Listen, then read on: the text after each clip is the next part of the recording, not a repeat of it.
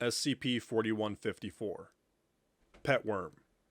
Object Class Keter. Special Containment Procedures. Due to the scope of SCP-4154 integration in most developed nations and their innocuous nature, containment of domestic species on civilian or other non-Foundation properties is to be considered a low priority. However, due to informational, memetic, and counter-conceptual security concerns, the home of all Foundation personnel, except D-Class or other provisional personnel, are required to pass inspection for SCP-4154 instances, and if necessary, decontamination procedures as a prerequisite to employment. Follow-up inspections and/or decontamination may be required depending on local conditions. Mobile Task Force ETA-5, Cross-Pollinators, has been assigned these responsibilities. Decontamination Procedure. An SCP-4154 instance may be distinguished from non-anomalous pets via visual survey by an individual who has been administered a Class W amnestic for roughly 40 minutes after treatment.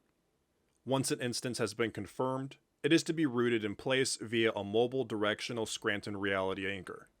SCP-4154 instances can at this point be terminated, exhumed, and removed.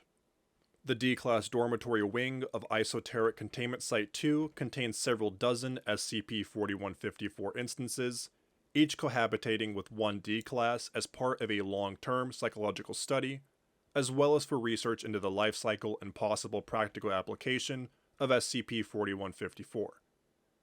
Description: SCP-4154 is a Conceptivorous, non-sapient subterranean vermiform, footnote 1, worm-like, species. SCP-4154 instances do not possess conventional physical anatomy. Instead, they are recursive conceptual entities, composed of themselves, the concept of themselves, the concept of worms, the concept of tendrils, and amalgams of conceptions absorbed from physical contact with homeowners and their pets. Despite this, they have physical properties, including mass, that cause them to behave similar to non-anomalous matter. SCP-4154 primarily infest outdoor spaces of homes in affluent urban and suburban neighborhoods. SCP-4154 instances display a marked preference for residences that have housed greater numbers of non-sapient pets over their history. SCP-4154 instances nest themselves within the property lines of a home and can thereafter manifest anywhere within its boundaries. Instances seek out social and physical contact with any extant household pets, and once accepted by the animal or animals, affix several long, fleshy tendrils into their head. This gives the instance access to the memories, knowledge, and identity of the animal, enabling it to better camouflage itself.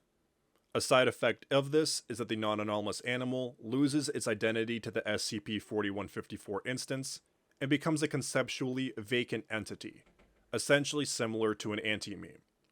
Homeowners become similarly compromised when they pet the camouflaged SCP-4154 instance, but are at very little risk of identity loss.